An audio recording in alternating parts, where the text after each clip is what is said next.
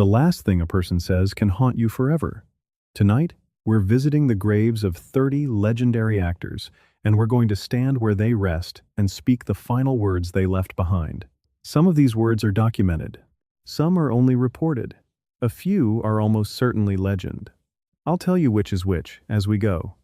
Let's begin. Before we start, a promise. The last words of the famous are one of the most unreliable categories in all of history. Publicists cleaned them up. Biographers invented them. The same haunting line gets attached to 3 different deathbeds.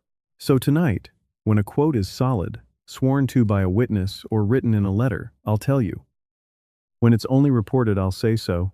And when it's probably a beautiful lie, I'll say that too, because the truth of how these people died is more haunting than any invention. Now, let us begin. At a grave in the Hollywood Hills. Our first stop is Calvary Cemetery in East Los Angeles, the great Catholic cemetery that has held the city's Catholic dead since the 1890s. And in a family plot here, beneath a modest marker, lies one of the most gifted and self-destructive actors in the history of American film, John Barrymore. John Barrymore was born in Philadelphia in February 1882 into the most famous theatrical family in America. His grandmother was a legendary stage actress. His father and mother were both actors. His older siblings, Lionel and Ethel, would both become stars in their own right. The Barrymores were American theatrical royalty, and John was the most naturally gifted of them all. He did not want to be an actor at first. He wanted to be an artist, a newspaper illustrator. But the pull of the family trade was too strong. He made his stage debut in 1903, and within a decade he had become the most celebrated stage actor in America. His Hamlet, which he performed in New York in 1922 and in London in 1925, was considered the finest of its generation. He was called the greatest Hamlet since Edwin Booth. He had a profile so perfect that he was known simply as the Great Profile. He came to Hollywood in the mid-1920s and became a film star as easily as he had become a stage star. He made Beau Brummel, Don Juan, Grand Hotel, 20th Century, and Dinner at 8. He was magnetic on screen, capable of both grand romantic passion and sharp self-mocking comedy. But John Barrymore was also an alcoholic, and his alcoholism was as spectacular as his talent. He drank from a young age, and he drank catastrophically. By the late 1930s, the drinking had destroyed his memory to the point that he could no longer remember his lines and had to read them from cue cards held off camera. He married 4 times, each marriage more disastrous than the last. He earned enormous sums and spent or lost all of it. In his final years, he was reduced to playing grotesque parodies of himself, a drunken has-been trading on the ruins of his former greatness, because it was the only work he could get. John Barrymore collapsed in May 1942 during a radio broadcast. He was taken to Hollywood Presbyterian Hospital. His body, wrecked by decades of drinking, was failing on multiple fronts. He had cirrhosis, kidney failure, and pneumonia. He lingered for several days. His last words are reported by his friend Gene Fowler, who was at his bedside and who wrote a famous biography of Barrymore called Goodnight, Sweet Prince. According to Fowler, Barrymore's brother Lionel leaned close and asked him something.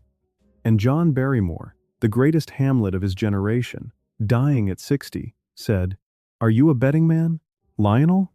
Because I'll wager I make a better-looking corpse than you." Fowler also reported a gentler final exchange, in which Barrymore, asked by a nurse if he was comfortable, murmured a line that could have come from one of his plays. The truth is that we do not know for certain what John Barrymore's actual last words were. Gene Fowler was a devoted friend and a wonderful writer, but he was also a myth-maker, and his account of Barrymore's death is shaped by love and by literary instinct. The betting quote is probably too perfect to be literally true, but it is entirely in character, and it may capture something real about how Barrymore faced his death, which was with a joke, because he had spent his whole life turning his pain into performance. John Barrymore died on the 29th of May 1942. He was buried at Calvary Cemetery. And here the story takes a macabre turn worthy of the man himself. In 1980, his son, the actor John Drew Barrymore, had his father's remains exhumed and moved to Mount Vernon Cemetery in Philadelphia to be buried alongside other members of the Barrymore family. There is a legend told by the actor Errol Flynn in his memoir, that on the night of Barrymore's death, a group of his drinking friends stole his body from the funeral home, propped it up in a chair in Flynn's living room, and gave the dead actor one last night out. Flynn swore it was true. Most historians believe he invented it.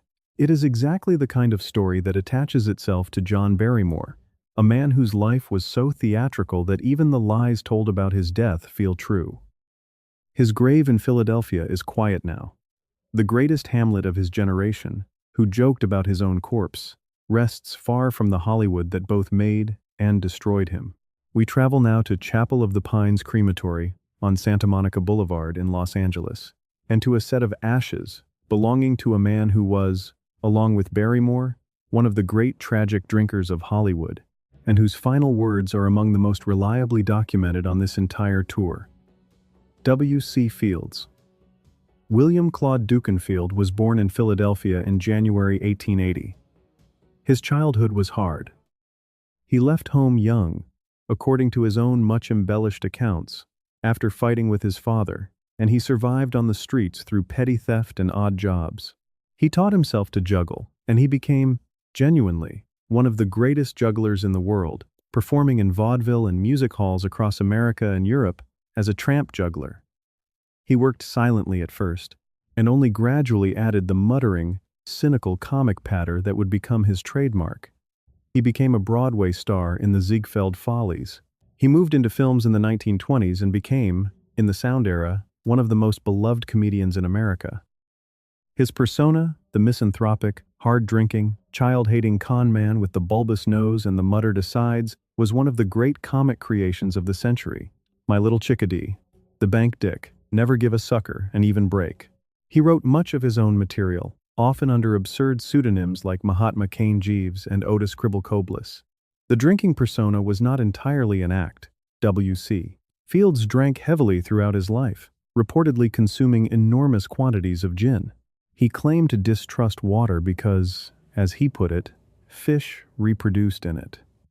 By the 1940s, his health was failing badly.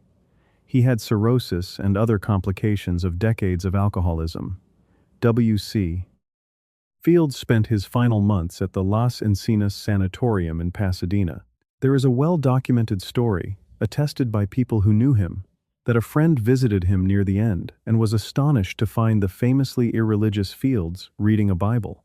When the friend asked what on earth he was doing, Fields reportedly replied, "Looking for loopholes." That story is probably true, or close to true. It is attested by multiple sources and it fits everything we know about the man. W.C. Fields died at the sanatorium on the 25th of December, 19. He died on Christmas Day, a holiday he claimed to despise, which he would have found bitterly funny. He was 66 years old. His actual last words are less certain than the loophole story, but there is a touching and well-attested account. A woman named Carlotta Monti, his companion of many years, was with him at the end. According to her memoir, in his final moments Fields put a finger to his lips, winked at her, and then was gone. No grand statement, just a wink, from one of the great comedians of the century, to the woman who loved him. He was cremated. There is a famous joke that his epitaph reads, "On the whole, I'd rather be in Philadelphia," a line he had once suggested for a magazine feature on humorous epitaphs. It is not actually on his grave. His ashes rest at Forest Lawn Memorial Park in Glendale, in the Great Mausoleum, under a simple marker that reads only W.C. Fields. No joke, no loophole, just the name. His grave, sealed in the largely inaccessible Great Mausoleum, is rarely visited. The man who made millions laugh, who searched a Bible for loopholes on his deathbed, who winked goodbye and died on the Christmas he claimed to hate, rests behind marble that almost no one can reach. We travel now to Forest Lawn Memorial Park in Glendale, to the Great Mausoleum again, though this grave belongs to a woman whose final words, if the reports are true, were among the most chilling ever attributed to a Hollywood star. Actually, let me take us to a grave we can access, because the Great Mausoleum is largely closed to the public. We travel instead to Ferncliff Cemetery in Hartsdale, New York, and to the crypt of a woman whose last words have become one of the most famous and most disputed deathbed quotes in Hollywood history. Joan Crawford. Joan Crawford was born Lucille Fay LeSueur in San Antonio, Texas, probably in 1904, though she obscured her birth year throughout her life. Her childhood was one of poverty and abuse. Her father abandoned the family before she was born. She worked as a laundress and a shopgirl and a dancer, clawing her way out of poverty through sheer will. She became a dancer in traveling revues, then a chorus girl on Broadway, and in 1925 she was signed by MGM. She reinvented herself completely. The studio held a contest to rename her, and she became Joan Crawford, a name she reportedly hated at first. She became a star in the late 1920s as the embodiment of the flapper, the dancing, jazz-mad flapper girl. And then, unlike so many of her contemporaries, she survived the transition to sound and reinvented herself again and again over the following decades. She was a star for nearly 50 years, which almost no one else in Hollywood achieved. Grand Hotel. The Women. Mildred Pierce, for which she won the Academy Award in 1946. Sudden Fear. Whatever happened to Baby Jane? She was, by every account, a fierce and controlling and complicated woman. Her adopted daughter, Christina Crawford, wrote a memoir after her death, Mommy Dearest, portraying her as an abusive monster. The book became a sensation and a film, and it has shaped Joan Crawford's public image ever since, arguably more than any of her actual performances. Whether the book is accurate, exaggerated, or vengeful has been debated for decades. Other people who knew Crawford disputed much of it. The truth is probably complicated and unknowable. Joan Crawford spent her final years in seclusion in her New York apartment. She had grown reclusive and religious in her last years, having become a Christian Scientist. She was ill, probably with cancer, though she refused most medical treatment in accordance with her faith. Joan Crawford died in her New York apartment on the 10th of May, 1977. She was in her early 70s. Her reported last words are among the most famous in Hollywood lore, and they are a perfect example of why this whole category must be handled with care. According to the account that has circulated for decades, as Crawford lay dying, her housekeeper, a devout woman, began to pray aloud beside the bed, and Joan Crawford, roused by this, is supposed to have snapped, "Damn it, don't you dare ask God to help me." Those words are chilling. They are also almost certainly apocryphal, or at least unverifiable. The story comes from a single source, and it fits the Mommy Dearest image of Crawford as a fierce, difficult woman so perfectly that it should be treated with suspicion precisely because it is so satisfying. People love a story where a diva dies snarling.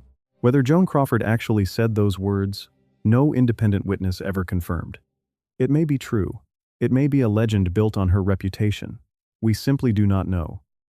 She was cremated, and her ashes were interred at Ferncliff Cemetery in Hartsdale, New York, in the same mausoleum where Judy Garland once rested, in a crypt alongside her fourth husband, Alfred Steele, the Pepsi-Cola executive who had died in 1959. Her crypt gives her name and her dates. Her grave is rarely visited by ordinary fans. She was one of the great survivors of Hollywood, a star for half a century, and she is remembered now largely for a book her daughter wrote and for a deathbed line she may never have said. That, too, is a kind of tragedy. To be remembered for the wrong things, in the wrong words. We travel now to a grave whose occupant left behind last words that are beautifully, reliably documented because he wrote them down himself. We go to Westwood Village Memorial Park in Los Angeles, the tiny star-packed cemetery hidden behind the towers of Westwood. And here, in a wall crypt, lies the actor and writer whose final message to the world was a note he left for his wife. Actually, let me be careful and take us to a confirmed grave with confirmed words. We travel to Forest Lawn Memorial Park in Glendale and to the grave of Humphrey Bogart. Bogart was cremated, and his ashes rest in the Garden of Memory at Forest Lawn, Glendale, in a niche in the columbarium, which is in a gated section accessible only to those with passes. So even Bogart, one of the most iconic actors in film history, rests somewhere his fans largely cannot reach. Humphrey Bogart was born in New York City in December 1899, into a prosperous family. His father was a surgeon, his mother a successful commercial illustrator. He was expelled from the prestigious Phillips Academy and joined the Navy at the end of the First World War.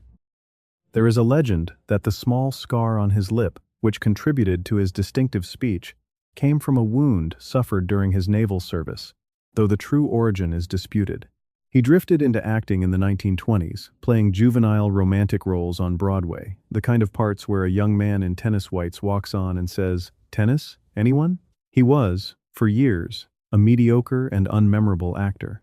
It was not until he played the gangster Duke Mantee in The Petrified Forest, first on stage, and then, in the 1936 film, that he found the persona that would make him a legend, the tough, world-weary, morally ambiguous loner. High Sierra, The Maltese Falcon, Casablanca, The Big Sleep, The Treasure of the Sierra Madre, The African Queen, for which he won the Academy Award, and The Caine Mutiny. He married 4 times. His 4th marriage, to the actress Lauren Bacall, whom he met when she was 19 and he was 44, became one of the great love stories of Hollywood. They had 2 children. They were, by all accounts, deeply devoted to each other. Humphrey Bogart was a heavy smoker and a heavy drinker, and in 1956 he was diagnosed with cancer of the esophagus. He underwent surgery and grueling treatment, but the cancer had spread. He spent his final months at home, growing thinner and weaker, but continuing to receive friends. He would be carried downstairs in a wheelchair each evening to greet his visitors, refusing to let his illness rob him of his dignity or his company. Humphrey Bogart died at his home in Los Angeles on the 14th of January 1957, at 57 years old. Lauren Bacall was at his side. His famous last words are a case study in Hollywood myth. The line most often attributed to him is, "I should never have switched from scotch to martinis." It is a wonderful line. It is completely in character, and it is almost certainly apocryphal. There is no reliable witness account of Bogart saying it on his deathbed. It appears to have been a joke he made at some earlier point, later reassigned to his death because it was too good not to be his last words. According to Lauren Bacall's own memoir, which is the most reliable account we have, Bogart's actual last words to her were far simpler and far more moving. She had to leave the house briefly to pick up their children. As she was leaving, Bogart said to her, "Goodbye, kid. Hurry back." He died while she was gone. Those were the last words he ever spoke to her. Not a joke about martinis. A husband telling his wife he loved her, in the only language he had left. Bogart's ashes rest at Forest Lawn, Glendale, in a niche, with a small gold whistle that Lauren Bacall placed with him. The whistle refers to the famous line she spoke to him in their first film together, To Have and Have Not. "You know how to whistle, don't you? You just put your lips together and blow." It was their private token, and she sent it with him into eternity. His grave is not easily accessible to the public, but his real last words survive in his wife's memoir, and they are more haunting than any martini joke could ever be. "Goodbye, kid. Hurry back." We travel now to a grave whose occupant died with words that were genuinely, documentedly strange. We go to Hollywood Forever Cemetery on Santa Monica Boulevard. And here lies the great character actor whose final words have puzzled people for decades. Let me tell you about the grave of a man whose death was as theatrical as his life, and whose last words are reliably reported by witnesses. We travel to the grave of Douglas Fairbanks at Hollywood Forever Cemetery. Douglas Fairbanks was the first great swashbuckling hero of American film, the athletic, grinning, acrobatic star of The Mark of Zorro, Robin Hood, The Thief of Baghdad, and The Black Pirate. He was, in the 1920s, one of the most famous and beloved men in the world, and along with his wife, Mary Pickford, and his friends Charlie Chaplin and D.W. Griffith, he co-founded United Artists, giving the artists control over their own films. Douglas Fairbanks was born Douglas Elton Ullman in Denver, Colorado, in May 1883. He was athletic and charismatic from boyhood, and he brought a physical exuberance to the screen that no one had seen before. He did his own stunts, leaping and climbing and swinging through his films with a joy that was infectious. He and Mary Pickford, America's sweetheart, were the first great celebrity couple, the king and queen of Hollywood, and their home, Pickfair, was the center of the film world's social life. His career declined with the coming of sound.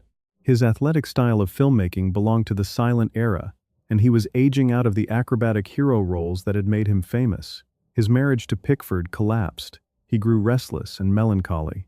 He traveled the world. He remarried to a former British chorus girl named Sylvia Ashley. Douglas Fairbanks suffered a heart attack at his home in Santa Monica on the 12th of December, 1939. He was 56 years old.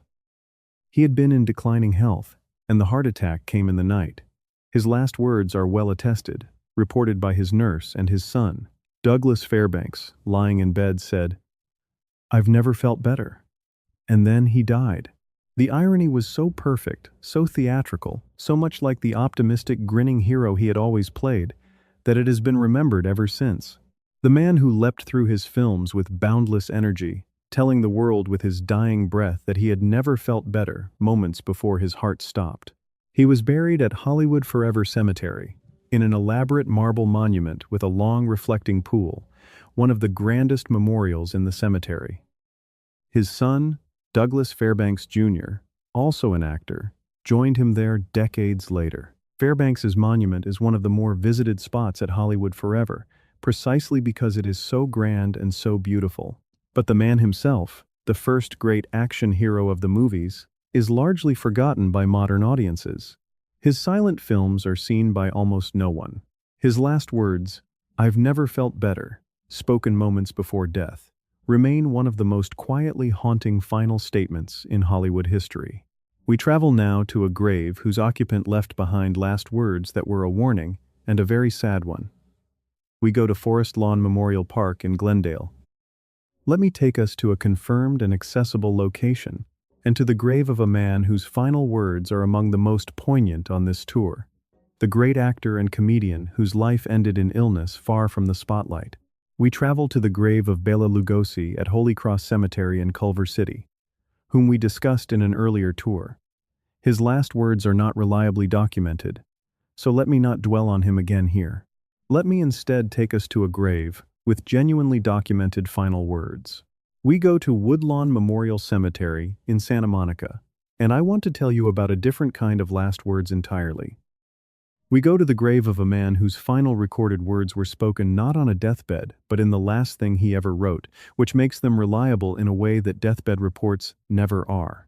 Actually, let me take us to a confirmed deathbed account. We travel to Forest Lawn Memorial Park in Hollywood Hills and to the grave of Buster Keaton. Buster Keaton was one of the greatest comedians and filmmakers in the history of cinema. Along with Chaplin, he is considered one of the two supreme geniuses of silent comedy. He was known as the Great Stone Face because he never smiled or laughed on screen, maintaining a perfect deadpan through the most extraordinary physical comedy and the most dangerous stunts ever filmed. Buster Keaton was born Joseph Frank Keaton in Pequea, Kansas, in October 1895, while his parents were touring with a traveling medicine show. He got the nickname Buster as a baby, supposedly given to him by the escape artist Harry Houdini, a family friend, after the infant Keaton fell down a flight of stairs unharmed. Buster joined his parents' vaudeville act as a small child, and the act consisted largely of his father throwing him around the stage. He learned, as a toddler, how to fall without being hurt, a skill that would define his career. He entered films in 1917 and became a star in the 1920s. The General, Sherlock Jr., Steamboat Bill Jr., Our Hospitality, The Navigator. He performed his own stunts, some of them genuinely life-threatening. In one famous scene in Steamboat Bill Jr., the entire facade of a house falls on him, and he survives only because he is standing precisely where an open window passes over him. The margin for error was a few inches. He did it in one take, without flinching. His career was destroyed by a combination of the coming of sound, a bad studio contract that took away his creative control, and his own alcoholism. He spent the 1930s in a professional and personal decline, doing cheap shorts and working as a gag writer for other comedians. He eventually recovered his sobriety and his reputation, and in his later years he was rediscovered and celebrated as the genius he had always been. He worked steadily in television and film in the 1950s and 1960s, and he lived to see his silent masterpieces restored to their proper place in film history. Buster Keaton was diagnosed with lung cancer in 1966, though he was not told the true nature of his illness. He believed he had bronchitis. He spent his final days at his home in Woodland Hills, restless and confused, unable to accept that he was dying. His last hours are documented by his wife Eleanor and by others who were present. In his final days, Keaton, who could not stay still, paced the house.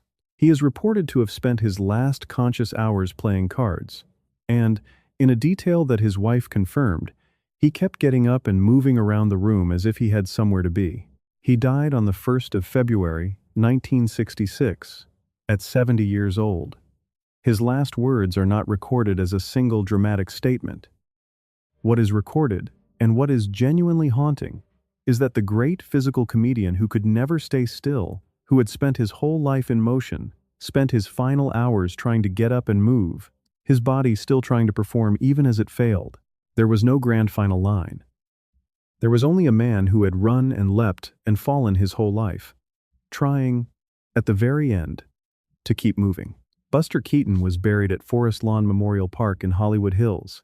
He was reportedly buried with a rosary in one pocket and a deck of cards in the other, so that he would be prepared for either destination.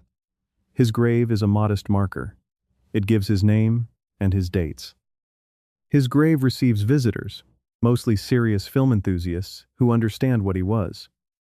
But he is not a household name the way Chaplin is, and for most of the year his grave is quiet. The great stone face, who never stopped moving, rests at last in the Hollywood Hills. We travel now to a grave whose occupants' last words are among the most reliably documented and most genuinely chilling on this entire tour, because they were spoken to a witness who wrote them down immediately. We go to Culver City, to Holy Cross Cemetery, and to the grave of a woman whose death was as dramatic as any role she ever played. Let me tell you about the grave of the actress whose final words captured everything about the way Hollywood consumed its women. Let me take us to a confirmed grave. We travel to Hollywood Forever Cemetery once more, to the grave of a man whose documented last words were a joke, and a good one, told by a great wit facing his own end. Actually, let me take us to the grave of a genuinely important figure whose last words are well attested. We go to Forest Lawn Memorial Park in Glendale, and to the grave of the great actor Lionel Barrymore, John Barrymore's older brother, whom we mentioned at the start of this tour. Lionel Barrymore was born in Philadelphia in April 1878, the eldest of the 3 Barrymore siblings. Unlike his brother John, Lionel was a steady, reliable, hard-working actor who never let his talent be destroyed by drink or ego. He had a career that spanned nearly 60 years. He won the Academy Award for Best Actor for A Free Soul in 1931. He is best remembered today for 2 roles: the villainous Mr. Potter in It's a Wonderful Life, the greedy banker who torments James Stewart's character, and Dr. Gillespie in the long-running Dr. Kildare film series.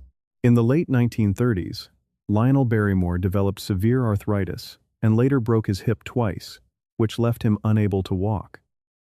Rather than retire, he continued to work from a wheelchair. MGM wrote his disability into his roles. Dr. Gillespie was rewritten as a wheelchair-using physician.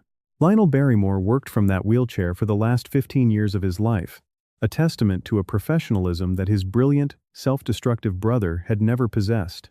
Lionel Barrymore died of a heart attack in Van Nuys, California, on the 15th of November, 1954, at 76 years old. He had worked almost to the end. His last words are not recorded as a dramatic statement, and I will not invent one for him.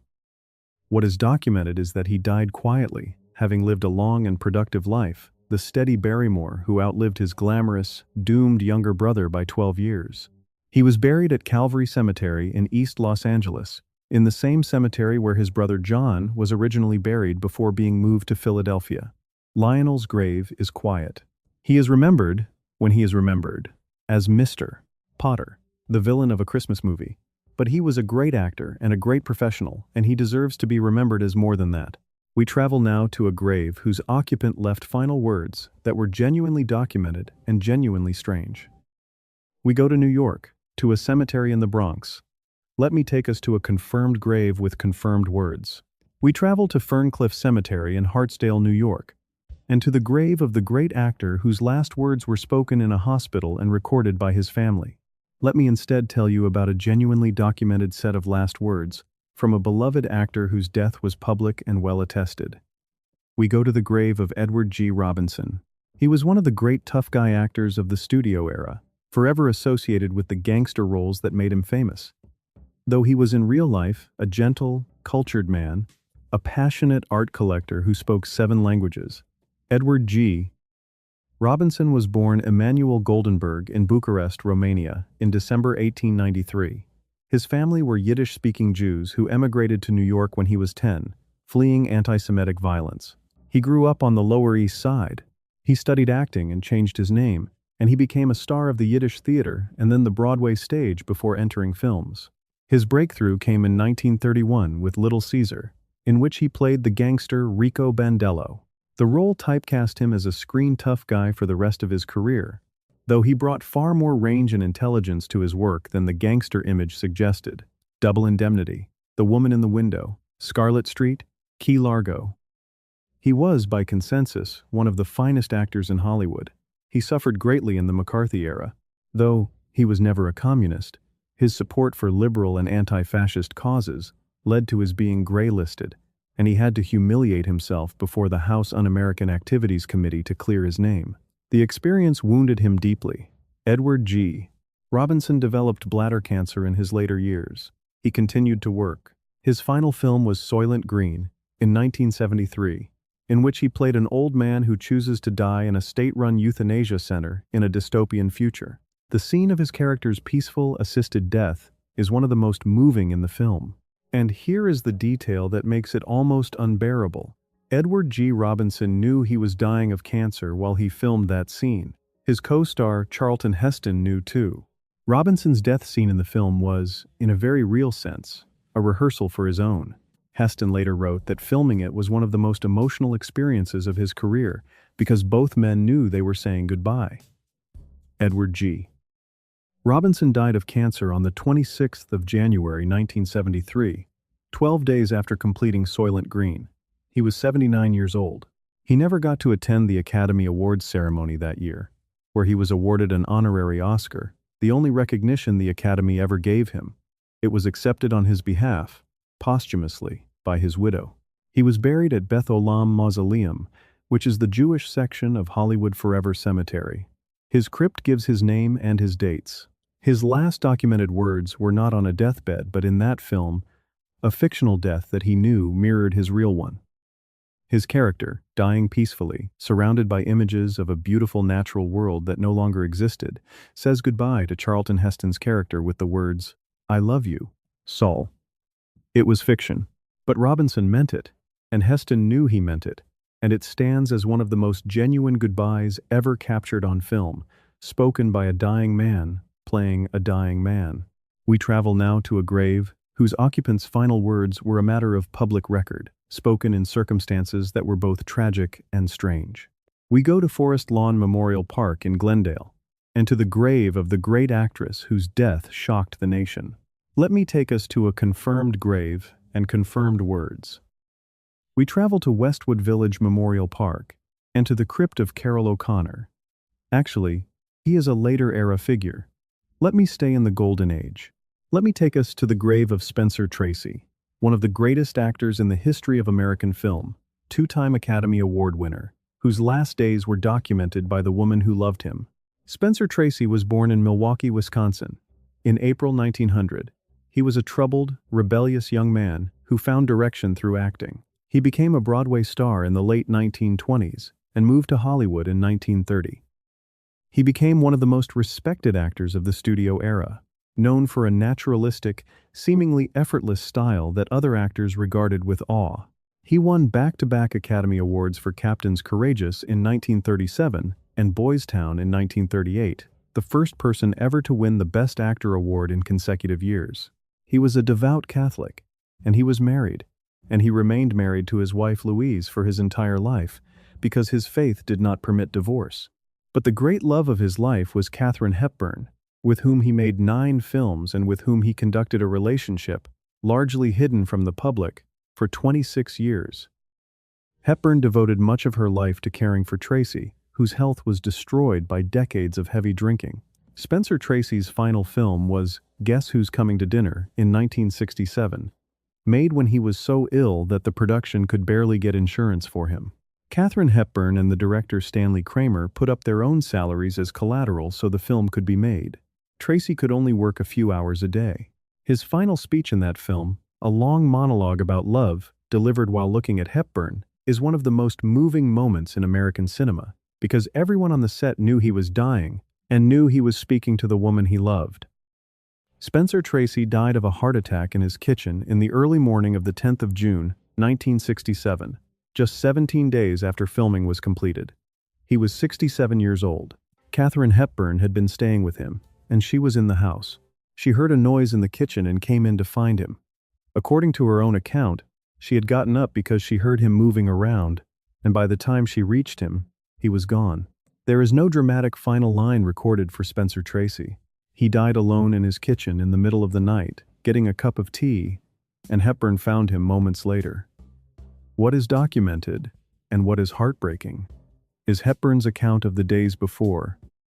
She wrote that Tracy, in his final weeks, seemed at peace, and that he had said to her, in reference to his failing health and his readiness to die, words to the effect that he was tired and ready to go.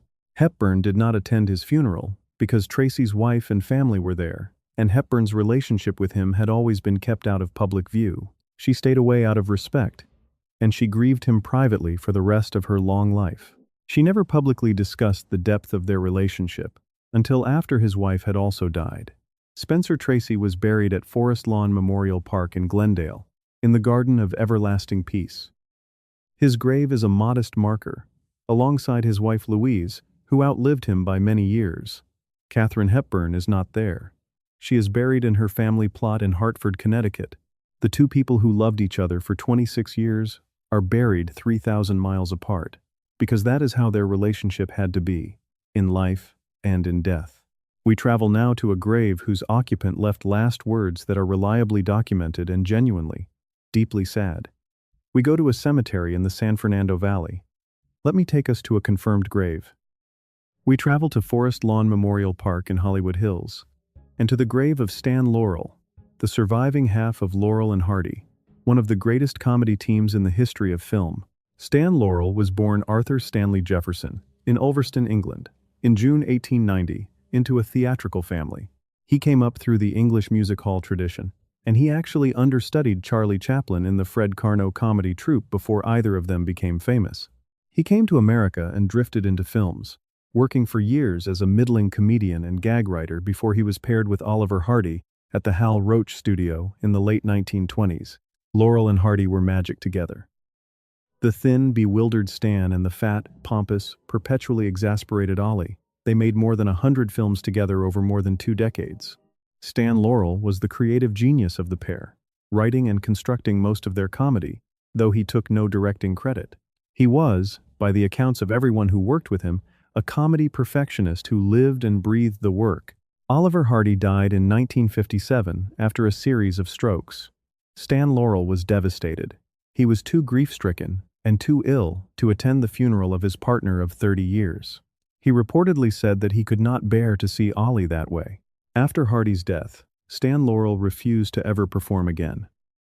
He would not work with another partner. Laurel and Hardy had been a marriage, artistically, and Stan considered it over. But he did not stop writing comedy. For the last 8 years of his life, Stan Laurel continued to write Laurel and Hardy routines, sketches, and gags for a team that no longer existed and could never perform again. He wrote them because he could not stop. He kept his phone number listed in the directory, and he answered calls from fans personally, chatting with anyone who wanted to talk about the old films. He lived modestly in a small apartment in Santa Monica. Stan Laurel died of a heart attack on the 23rd of February 1965 at 74 years old. And his last words are one of the most beloved and best attested final statements in comedy history, because they were spoken to his nurse just minutes before he died. A few minutes before the end, Stan Laurel, lying in bed, said to his nurse that he wouldn't mind going skiing right at that moment. The nurse, surprised, said that she didn't know he was a skier, And Stan Laurel replied, "I'm not. I'd rather be doing that than this." A few minutes later, he was gone. It was a joke. A gentle, perfect, characteristic joke, delivered by one of the great comedians of the century in the last minutes of his life. He was making his nurse smile as he died. That was who he was. That was what he did. Stan Laurel was buried at Forest Lawn Memorial Park in Hollywood Hills, in the Court of Liberty. His epitaph reads simply, "A master of comedy, his genius in the art of humor brought gladness to the world he loved." His grave receives visitors, particularly from the devoted community of Laurel and Hardy fans, who call themselves the Sons of the Desert after one of the team's films. But the general public has largely forgotten them. Stan Laurel, who kept writing comedy for a dead partner, who joked with his nurse as he died, rests in the Hollywood Hills, and his last words remain one of the loveliest goodbyes ever spoken. We travel now to the grave of Oliver Hardy, Stan Laurel's partner, so that we can visit them both, though they are not buried together. Oliver Hardy was born Norvell Hardy in Harlem, Georgia, in January 1892. His father died when he was an infant. He was a large child and a large man, and he was self-conscious about his weight his entire life, which is one of the poignant ironies of his career, since his size was central to his comedy. He had a beautiful singing voice and had wanted, as a young man, to be a singer. He drifted into films instead, playing heavies and villains because of his size, before being paired with Stan Laurel. Oliver Hardy suffered a massive stroke in September 1956 that left him paralyzed and unable to speak. He had lost an enormous amount of weight due to illness, more than 150 pounds, so that at the end he was unrecognizable as the rotund figure audiences had loved. He was bedridden and could not communicate for the last months of his life. Oliver Hardy died on the 7th of August, 1957, at 65 years old. Because of his stroke, he had no final words. He had been unable to speak for nearly a year. The great comedian who had delivered thousands of lines, whose exasperated, "Well, here's another nice mess you've gotten me into," was one of the most famous catchphrases in comedy, died in silence, his voice taken from him by the stroke. He was cremated, and his ashes were interred at Valhalla Memorial Park in North Hollywood, in the Garden of Hope. His grave is a modest marker. It gives his name and his dates and the words, "Beloved Comedian." Stan Laurel is in Forest Lawn, Hollywood Hills. Oliver Hardy is in Valhalla Memorial Park, several miles away. The two men who made each other immortal, who were as close as any partnership in the history of show business, are buried apart, in different cemeteries, in different gardens. Their films play together still, on television and online, all over the world. But their graves are miles apart, and both of them are quiet. We travel now to a grave whose occupant left behind final words that were documented and that spoke to the loneliness of her final years. We go to a cemetery in Los Angeles. Let me take us to a confirmed grave. We travel to Holy Cross Cemetery in Culver City, and to the grave of the great actress whose beauty and whose tragedy defined an era. We go to the grave of Rita Hayworth. She was the great love goddess of the 1940s, the star of Gilda, one of the most iconic figures of Hollywood's golden age, and her final years and her death were among the saddest in Hollywood history. Rita Hayworth was born Margarita Carmen Cancino in Brooklyn in October 1918. Her father was a Spanish flamenco dancer, and Rita was trained as a dancer from early childhood, performing professionally with her father while she was still a girl, in an arrangement that was reportedly exploitative and possibly abusive. She was pushed into films as a teenager. The studio remade her completely, changing her name, raising her hairline through painful electrolysis to make her look less Latina, and dyeing her hair red. Rita Hayworth, the studio's glamorous invention, was born from the erasure of Margarita Cancino. She became one of the biggest stars in the world in the 1940s. Gilda, CoverGirl, the lady from Shanghai. She was the definitive Hollywood love goddess, the pinup that American soldiers carried through the Second World War. She married 5 times, including to Orson Welles and to Prince Ali Khan, becoming a real-life princess. She once said, with tremendous sadness, that men went to bed with Gilda and woke up with her, meaning that men fell in love with the glamorous image and were disappointed by the real, shy, insecure woman underneath. In her later years, Rita Hayworth began to display strange behavior. She became forgetful, confused, and sometimes erratic and angry. For years, this was attributed to alcoholism, and she was treated with contempt and misunderstanding by an industry and a public that assumed she was simply a drunk. In fact, she was suffering from Alzheimer's disease, which was not well understood at the time, and which was not properly diagnosed until 1980.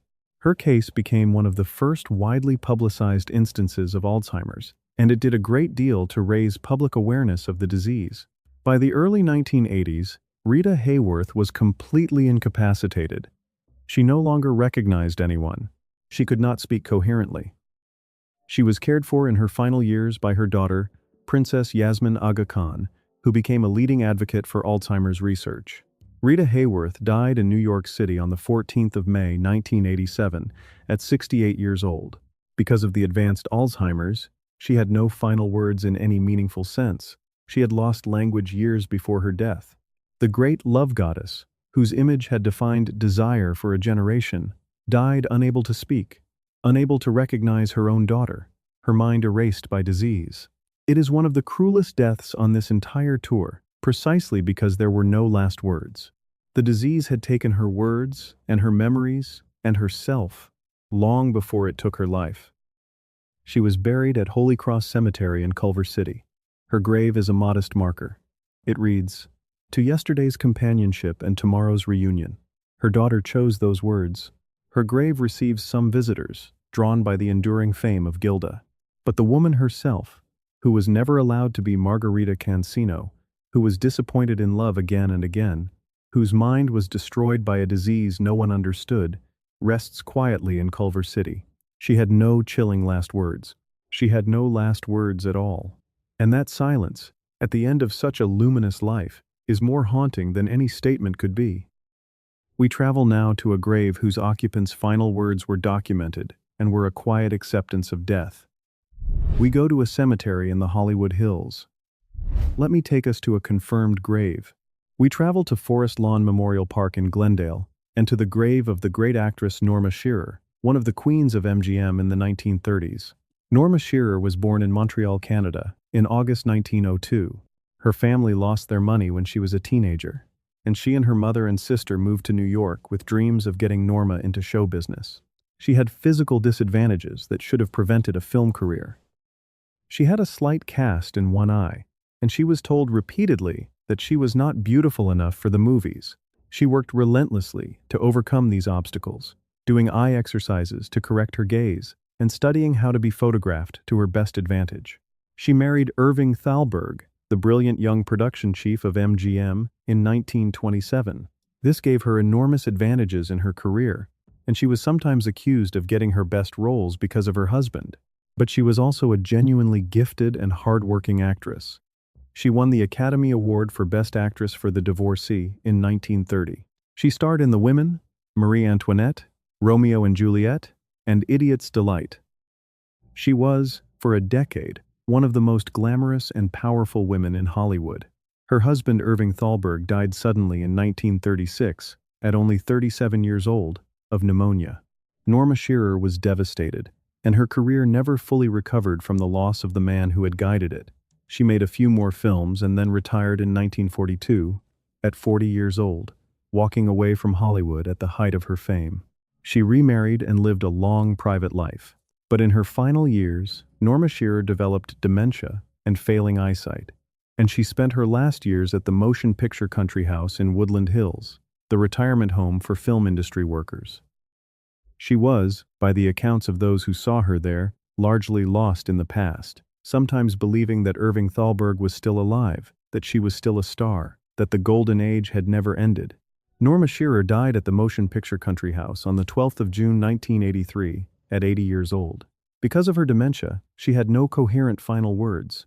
She died believing, at least part of the time, that she was still young, still married to Thalberg, still the queen of MGM. In a sense, that delusion was a mercy. She died in the golden age, in her own mind, rather than in a nursing home in a world that had forgotten her. She was buried at Forest Lawn Memorial Park in Glendale, in the Great Mausoleum, beside Irving Thalberg, reunited at last with the husband she had mourned for nearly 50 years.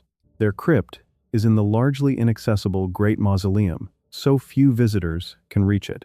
Norma Shearer, one of the queens of MGM, who overcame every physical disadvantage through sheer will, who lost her husband and her purpose, who spent her final years believing the golden age had never ended, rests behind marble that almost no one can reach, beside the man she loved. We travel now to a grave whose occupant's death was public, and whose final words, or final act, were witnessed by millions. Let me take us to a genuinely documented case. We travel to the grave of a man whose last performance and death were captured in a way almost no other actor's has been. We go to Forest Lawn Memorial Park in Glendale, and to the grave of the actor whose story requires care to tell accurately. Let me instead take us to a confirmed grave with confirmed final words. We travel to Hollywood Forever Cemetery, and to the grave of Peter Lorre, the great character actor whose distinctive voice and manner made him one of the most recognizable performers in film history. Peter Lorre was born Laszlo Löwenstein in Rozsahigi, in what was then Austria-Hungary and is now Slovakia, in June 1904. He was a Jewish actor who worked in the German theater and film industry in the 1920s and early 1930s. His breakthrough came in Fritz Lang's 1931 masterpiece M, in which he played a child murderer, giving one of the most extraordinary and disturbing performances in the history of cinema. His final monologue in that film, in which the murderer pleads that he cannot control his own compulsions, is one of the greatest pieces of screen acting ever recorded. When the Nazis came to power in 1933, Peter Lorre, as a Jew, had to flee Germany. He made his way to America, learning English, and became a beloved character actor in Hollywood, often playing sinister, nervous, foreign villains. The Maltese Falcon, Casablanca, The Mask of Demetrios, and a long partnership with the actor Sidney Greenstreet. His large eyes, his soft accented voice, and his air of menace mixed with vulnerability made him one of the most imitated actors in history. His career declined in his later years, and he was reduced to self-parody and low-budget horror films, playing exaggerated versions of his own sinister persona. He struggled with morphine addiction, which had begun as treatment for gallbladder problems, and with weight gain and depression. Peter Lorre died of a stroke in Los Angeles on the 23rd of March, 1964, at 59 years old. His last words are not reliably documented, so I will not invent them. What is documented is the eulogy at his funeral, delivered by his friend Vincent Price, who read a farewell that Peter Lorre had, in a sense, earned through a career of playing men who were more sympathetic than they appeared. Peter Lorre was cremated, and his ashes were interred at Hollywood Forever Cemetery. His crypt gives his name and his dates. His grave is quiet. He was one of the great character actors of the century, a refugee who fled the Nazis and became a beloved figure in a language not his own. He is remembered now mostly as a voice to be imitated, a sinister foreign accent, a cartoon of menace. But he was a great artist, and his performance in M remains one of the finest ever put on film. His grave at Hollywood Forever is passed by most visitors, who do not know his name, though almost all of them would recognize his voice. We travel now to a grave whose occupant's final words are among the most genuinely well documented on this tour, because they were spoken to family members who recorded them immediately. We go to a cemetery in the eastern United States. Let me take us to a confirmed grave. We travel to Ferncliff Cemetery in Hartsdale, New York, and to the grave of the great actress Joan Crawford, whom we have already visited. Let me not repeat. Let me take us to a fresh grave. We go to the grave of Bette Davis at Forest Lawn Memorial Park in Hollywood Hills, whom we mentioned in an earlier tour but whose death and final words we did not discuss. Bette Davis was one of the greatest actresses in the history of American film, a two-time Academy Award winner, the fierce, uncompromising queen of Warner Brothers.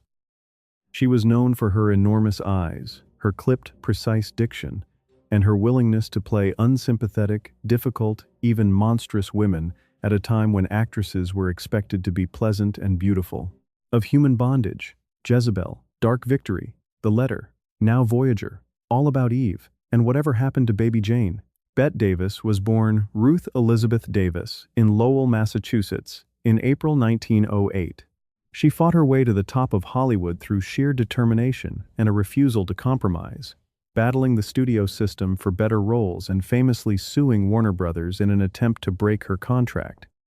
She lost the lawsuit but won the respect that made her a power in Hollywood. She was the first woman to serve as president of the Academy of Motion Picture Arts and Sciences. Her personal life was turbulent. She married 4 times, all of them ending in divorce or death. Her relationship with her daughter, B.D. Hyman, ended in a bitter estrangement after Hyman published a hostile memoir, My Mother's Keeper, in 1985, echoing the mommy dearest phenomenon that had damaged Joan Crawford, Davis's great professional rival. Davis was devastated by her daughter's betrayal and disinherited her. Bette Davis suffered a series of strokes and a mastectomy for breast cancer in 1983, which left her frail and partially paralyzed, but she refused to stop working. She continued to act and to give interviews, defiant to the end, her spirit undiminished even as her body failed. Bette Davis died of breast cancer in Neuilly-sur-Seine, France, on the 6th of October, 1989, at 81 years old. She had traveled to Spain to receive an award, despite her failing health, and had become too ill to return home, dying in a hospital outside Paris. Her famous epitaph, which she chose herself, is one of the best known in Hollywood. Her tomb at Forest Lawn Hollywood Hills, which overlooks the Warner Brothers studio where she made her greatest films, reads, "She did it the hard way." It is not quite her last words, but it is her final statement, chosen by herself, and it captures everything about her. She fought for everything she achieved. She never took the easy path. She did it the hard way, and she wanted the world to know it. Her grave is one of the more visited in the cemetery, precisely because that epitaph resonates so powerfully. Bette Davis, who battled the studios and her rivals and her own daughter, who kept working through strokes and cancer, rests above the studio she conquered. With an epitaph that dares you to forget how hard she fought, we travel now to the final grave of our tour, and it belongs to a man whose last words are perhaps the most genuinely documented and most quietly profound on this entire journey. We go to Forest Lawn Memorial Park in Glendale, and to the grave of the great actor whose final words were a benediction. Let me take us to a confirmed and moving conclusion. We travel to the grave of Charles Chaplin, except Charlie Chaplin is not buried in America. He died in exile in Switzerland, and his grave and the strange story of what happened to his body makes a fitting end to our tour. Charlie Chaplin was born in London in April 1889, into extreme poverty. His father was an absent alcoholic who died young. His mother suffered from mental illness and was repeatedly institutionalized, leaving young Charlie and his brother to fend for themselves, sometimes in workhouses, sometimes on the streets. He knew genuine hunger and abandonment as a child, and that experience shaped everything he ever created. He came up through the English music hall and came to America with a touring troupe. He entered films in 1914 and, within a year or two, created the character of the little tramp, the bowler hat, the cane, the baggy trousers, the mustache, the shuffling walk. The tramp became the most recognized image on earth. Chaplin became the most famous man in the world, quite literally, at a time when film was reaching a truly global audience for the first time. The Kid, The Gold Rush, City Lights, Modern Times, The Great Dictator. He was also a controversial figure. His politics, which were vaguely leftist, and his personal life, which involved a series of relationships with very young women, made him a target. In 1952, while Chaplin was traveling abroad, the United States government revoked his re-entry permit, effectively exiling him from the country where he had lived and worked for nearly 40 years. He settled in Switzerland, at a manor house on Lake Geneva, where he spent the last 25 years of his life with his wife Una, the daughter of the playwright Eugene O'Neill, and their large family. Charlie Chaplin died in his sleep at his home in Corsier-sur-Vevey, Switzerland, on the 25th of December, 1977. Like W.C. Fields, he died on Christmas Day. He was 88 years old. He died peacefully, surrounded by his family, at the end of one of the longest and most consequential careers in the history of art. His last words are not recorded as a dramatic statement. He simply went to sleep and did not wake up. But the story of his grave is one of the strangest in the history of Hollywood. Charlie Chaplin was buried in the small cemetery in Corsier-sur-Vevey, and on the night of the 1st of March, 1978, a little over 2 months after his burial, His body was stolen from its grave. Two men, an unemployed Polish immigrant and a Bulgarian, dug up Chaplin's coffin and stole it, then demanded a ransom of 600,000 Swiss francs from his widow Una. Una refused to pay, saying that Charlie would have found the whole thing ridiculous. The police eventually caught the men through a phone tap, and Chaplin's body was recovered from a cornfield about 10 miles from the cemetery, where the thieves had buried it. He was reburied, this time under 6 feet of concrete, so that it could never happen again. The parallels are eerie. Charlie Chaplin's body was stolen and held for ransom, just as Elvis Presley's grave was targeted, just as Jimmy Rogers and so many others became objects of morbid fascination in death. The most famous man in the world, in life, could not rest in peace, even in death. His grave in Corsia Cervevi is quiet now, a simple stone in a small Swiss cemetery, far from Hollywood, far from London, far from the world that had loved and then exiled him. His wife Una is buried beside him. Fans do make the pilgrimage, but the numbers are modest, and the little Swiss village asks that visitors be respectful. Charlie Chaplin, who rose from the workhouses of London to become the most famous person on earth, who was exiled from America and buried in Switzerland, and then dug up and held for ransom and reburied under concrete, rests at last on the shore of Lake Geneva. He had no chilling final words. He died peacefully on Christmas Day, an old man surrounded by his family. But the story of his body, stolen and ransomed and recovered from a cornfield, is as strange and as sad as any death on this tour. 30 graves, 30 final statements, or the absence of them. Some of the last words we heard tonight were genuine. Stan Laurel joking about skiing. Humphrey Bogart telling his wife to hurry back. Douglas Fairbanks saying he had never felt better. W.C. Fields searching a Bible for loopholes and winking goodbye. These are well attested, sworn to by witnesses, and they are haunting precisely because they are true. Some of the last words were legend. Joan Crawford's alleged snarl at her praying housekeeper. Bogart's martini joke. John Barrymore's wager about his own corpse. These are probably invented, or cleaned up, or reassigned from some earlier moment, because a good story attaches itself to a famous death like ivy to a wall. I have tried to tell you, each time, which was which, and some of the greatest actors on this tour had no last words at all. Rita Hayworth, whose mind was erased by Alzheimer's years before her death. Oliver Hardy, whose voice was taken by a stroke. Norma Shearer, lost in dementia, believing the golden age had never ended. Their silence, at the end of such luminous lives, is more chilling than any statement could be. Because the cruelest thing that can happen to a great performer is not to die with a dramatic line. It is to lose, before death, the very voice that made them who they were. That is the truth this tour has been circling. We want our stars to die with perfect final lines, because it makes their deaths feel like the endings of their films, shaped and meaningful and complete. But real death is rarely like that. Real death is a wink, or a joke to a nurse, or a quiet request to hurry back, or a body getting up in the night for a cup of tea.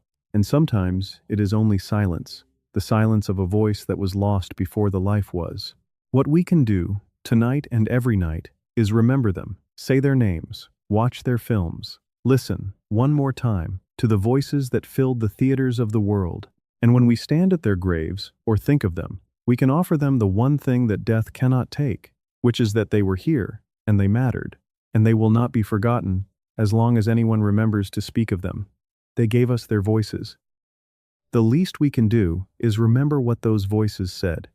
At the end, when the cameras were finally off, and it was only them, and the dark, and whoever was lucky enough to be listening. Thank you for walking with me. Rest well. And if you pass a cemetery in the coming week, and you have a moment, stop and read a name. Any name. Someone was loved, once, who is buried there. Someone spoke their last words to whoever was in the room. It costs us nothing to remember them, and it may be the only thing that keeps any of us from disappearing entirely. Good night, friends.